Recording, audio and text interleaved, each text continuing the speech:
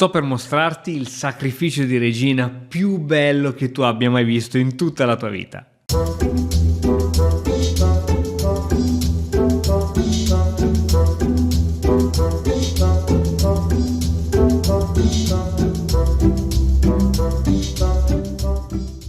Buongiorno a tutti amici di Matto Scacco, il titolo parla chiaro, questo video sarà devastante. Prima voglio ricordarti che fra 3 giorni, il 28 di novembre, scadranno tutte le offerte sul Black Friday, perciò se hai intenzione di migliorare il tuo gioco, vienici a trovare sull'Accademia, trovi il link in descrizione, c'è il 30% di sconto su tutti i corsi. Ma adesso veniamo a noi, andiamo a esaminare questa partita che è stata veramente devastante. Cavallo F3, cavallo C6, finora i giocatori stanno giocando le difese migliori per la teoria scacchistica. Alfiere C4, entriamo in quella che viene chiamata la partita italiana, una partita stragiocata e molti di voi probabilmente la utilizzeranno sia col bianco che col nero. Alfiere C5 viene considerata una delle soluzioni migliori, l'altra è cavallo F6, arrocco corto, D6, qui magari cavallo F6 si può giocare, ma anche D6 va bene, D3 gioco abbastanza tranquillo. E ora, proprio in linea con la posizione, il bianco decide di portare l'alfiere in G5, H6 minacciando l'alfiere, e ora bisogna capire se conviene sacrificare, cambiare l'alfiere sul cavallo o ritirarsi. Il bianco decide di continuare a creare questa fastidiosissima inchiodatura e a questo punto il nero gioca il G5. Adesso sarebbe interessante anche questa specie di sacrificio, ma il bianco decide di giocare in maniera più tranquilla con l'alfiere in G3.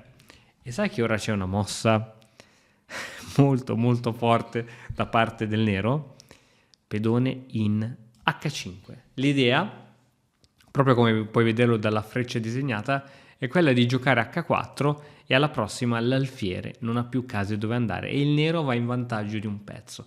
Come fare per evitare tutto questo? Si potrebbe magari giocare H3 per creare una via di fuga per l'alfiere, ma comunque quell'alfiere sarebbe molto tappato. Un attimo, ma il pedone in G5 non è catturabile, tipo cavallo G5? La partita va proprio così, ma il problema è che questo non impedisce al nero di giocare questa spinta e comunque l'alfiere è intrappolato. A questo punto, perdere per perdere, che cosa gioca il bianco? Vede questa combinazione di alfiere e cavallo su F7, cavallo su F7, attacco doppio su donna e torre, potrà mica essere male. E già. E qui il nero gioca il suo sacrificio di donna. Guarda bene la posizione. Pedone per G3. Ok, si minaccia di catturare su H2, ma sia la minaccia di H2 di torre sia quella di pedone non è mortale, poiché il re può nascondersi dietro al pedone. Quindi veramente questo sacrificio di donna è buono. Ora il bianco ovviamente cattura la donna e ora come può credere il nero di vincere la partita? C'è una sequenza molto precisa di mosse. Alfiere in G4, si attacca la donna si sposta e adesso cavallo in D4. L'idea è molto semplice, quella di andare in E2, il re dopodiché si dovrà spostare. Per esempio, supponiamo che il bianco faccia una mossa a caso qualsiasi, cavallo in E2, si attacca il re con scacco, unica via di fuga, e a questo punto arriverebbe lo scacco matto grazie alla torre e il cavallo che controlla casa G1. Quindi il bianco non può permettere che questo cavallo vada in E2 a dare a scacco, quindi gioca cavallo C3, che è una mossa sia di sviluppo che allo stesso tempo controlla la casa in E2. Che cosa si può fare ora? Che cosa si può fare? Tu mi dirai, ma a questo punto quando l'alfiere è andato qui il bianco non poteva, non so, su una mossa di questo tipo, su cavallo E2, visto che ha dato la regina, poteva giocare, non so, regina per E2?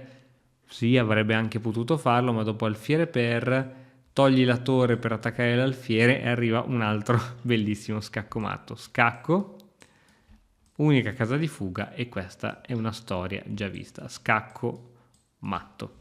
Quindi torniamo indietro, quindi la mossa 3 non va bene. Come dicevamo, in partita viene giocato cavallo C3 per tenere il punto in E2 e a questo punto segue la magnifica cavallo F3, scacco con attacco su donna. Qui il bianco è costretto a catturare, anche perché se il nero si dovesse spostare arriva sempre il matto con torre in H2, quindi mossa obbligata e alfiere. Adesso c'è l'alfiere Campochiaro che controlla tutte le case chiare e c'è la minaccia di scacco matto di pedone per H2. Qui il bianco è costretto a prendere questo tipo di provvedimenti, ma a seguito di questo arriva lo scacco matto in H1. Che ne dici di rivederla? Partiamo un attimino qualche mossa fa.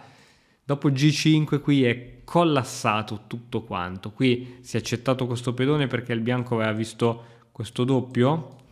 Peccato che la situazione è crollata.